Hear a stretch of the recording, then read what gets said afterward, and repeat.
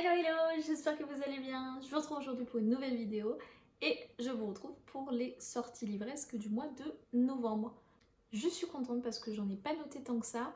Néanmoins, j'ai fait ma liste il y a déjà une petite semaine. Du coup, si ça se trouve, entre temps, il y a d'autres sorties qui ont été annoncées et je ne suis pas au courant. Du coup, n'hésitez pas à me dire à la fin de cette vidéo en commentaire s'il y a certaines sorties qui vous intéressent et dont je n'ai pas parlé dans cette vidéo.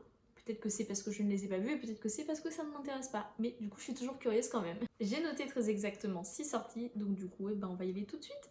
La première sortie qui sera le 12 novembre et qui est l'une de celles qui me fait le plus envie, c'est le tome 1 de Lou Sonata de Julien Nil. Et Lou, qu'est-ce que c'est? Vous reconnaissez en voyant la couverture? C'est bien sûr la BD Lou, qui est la BD de mon enfance, adolescence.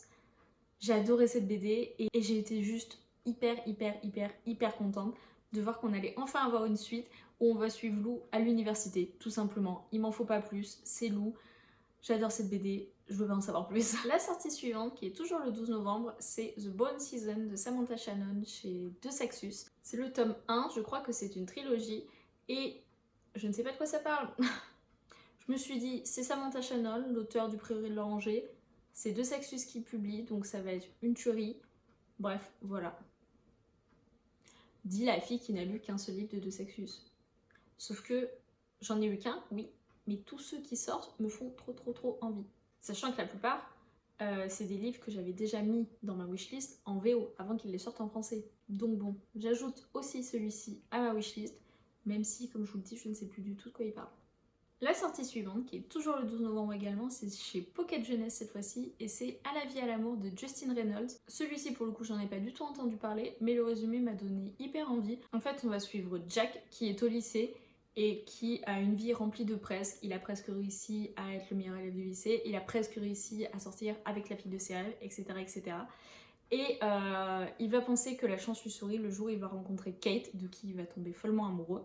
Sauf que Kate va décéder. Je ne vous spoile pas, c'est dans le résumé.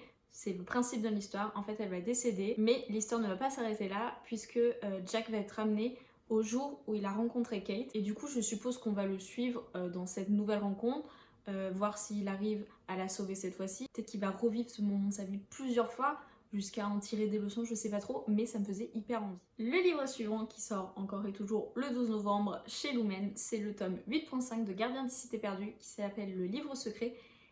Et en fait, c'est pas vraiment un nouveau tome, puisqu'ici ça va être un livre qui est assez court, qui fait 200 pages je crois.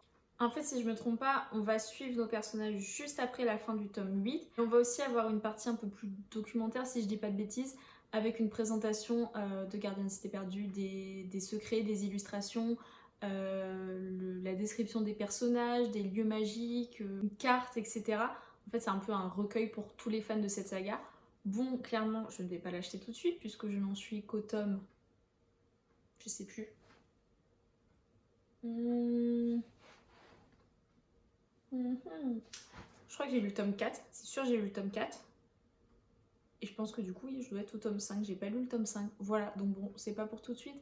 Mais en tout cas, je pense que ça va vraiment faire plaisir à tous les fans de la saga, puisque c'est un peu un truc collector qui va permettre aux fans d'attendre avant le tome 9 et qui va permettre aussi d'en savoir plus sur tout ce monde qu'a créé Shannon Messenger.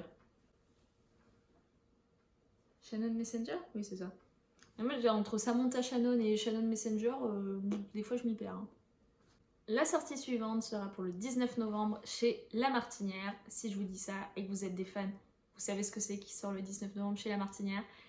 C'est bien sûr Kéléana de Sarah J. Maas qui va enfin finir d'être édité en français. Enfin, tous les tomes vont pas sortir là le 19 novembre. Mais en tout cas, La Martinière a décidé de rééditer les 3 premiers tomes qui avaient été édités en français. Donc Kéléana, c'est Throne of Glass en anglais, pour ceux qui n'ont pas suivi. Et du coup, les 3 premiers tomes de cette saga avaient été traduits il y a plusieurs années et ensuite avaient été arrêtés.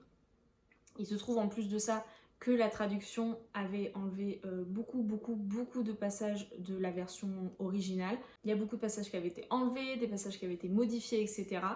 Et La Martinière a décidé de republier ces 3 premiers tomes en refaisant une traduction qui correspond plus à la version originale, mais aussi, du coup, de sortir le tome 4.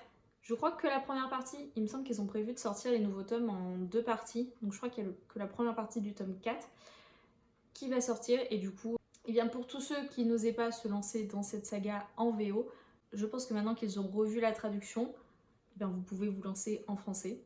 Personnellement, je compte la continuer en anglais, mais il serait peut-être temps que je m'y mette, parce que ça fait bientôt un an que j'ai lu le tome 2 et j'ai toujours pas continué la suite.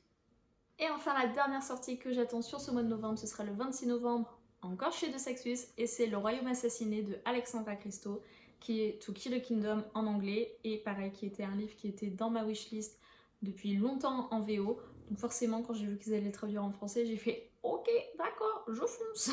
Ici, si je dis pas de bêtises, on est sur une sorte de réécriture de La Petite Sirène, puisque on a une sirène, on a un prince, on a une sirène qui se voit transformée en humaine et qui perd sa voix. Bon, jusque-là, je pense qu'on a tous reconnu le Disney, voilà. Et juste, rien que pour ça, en fait, ça me faisait hyper envie. La Petite Sirène, c'est un de mes Disney favoris. J'adore les histoires avec des sirènes, donc, et ben, voilà. Je vois pas ce qu'il y a de plus à ajouter, en fait.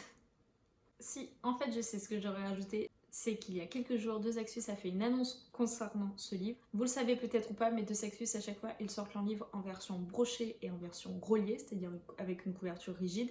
Et en fait, pour ce livre-là, ils nous ont fait une grosse surprise en annonçant que le premier tirage de ce livre allait être fait exclusivement en version reliée, sans augmentation de prix. Donc ça vend vraiment, vraiment, vraiment le coup. Surtout que les éditions reliées de De Saxus sont à chaque fois absolument sublimes.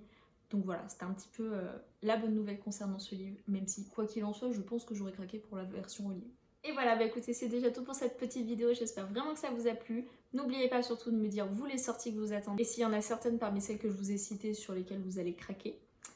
Je vous dis à très bientôt pour une nouvelle vidéo, en attendant, je vous souhaite de merveilleuses lectures, et je vous fais des bisous. Salut!